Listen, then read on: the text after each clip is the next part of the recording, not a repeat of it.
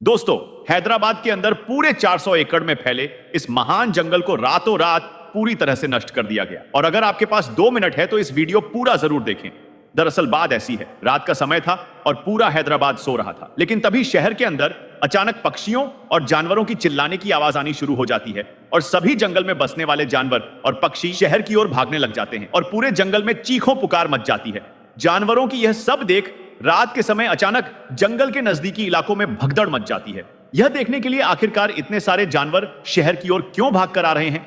लेकिन अभी भी हैदराबाद के शहरी इस चीज से बेखबर थे कि सरकार 400 एकड़ में पहले इस महान जंगल को रातों रात पूरी तरह से नष्ट कर रही है। और जैसे ही सुबह हुआ तो जंगल के नजदीकी लोगों ने देखा पूरा जंगल साफ हो चुका था, यानी कि उस पूरे घने जंगल को रातों रात पूरी तरह से नष्ट कर दिया गया और हजारों की तादाद में जंगली पक्षियों की और साथ में हिरण इस दुनिया को छोड़कर जा चुके हैं। यह सब देख जंगल के आसपास रहने वाले लोगों में गुस्सा फूट गया। आसपास के लोग विरोध प्रदर्शन करना शुरू कर देते हैं, क्योंकि यहाँ हैरान कर देने वाली बात यह है, जब जंगल को काटा जा रहा था उस समय जानवरों की चीजों पुकार की आवाज आ रही थी, जैसे कि उन जानवरों पर बुलडोजर चलाया जा रहा हो। और आसपास के लोगों का तो यहां तक कहना है मोर, हिरण और साथ में जंगल में रहने वाले बड़े जानवर जैसे कि हाथी और शेर जोर जोर से चिल्ला रहे थे। यह सब देख पहले तो हम कुछ समझ नहीं पाए, लेकिन जैसे ही हमने सुबह होकर देखा तो हमारे पांव के नीचे की जमीन खिसक गई और हमारी आंखें फटी रह गई, क्योंकि एक नहीं, दो नहीं, बल्कि जंगल में बसने वाले हजारों साथी इस दुनिया को छोड़कर जा चुके थे।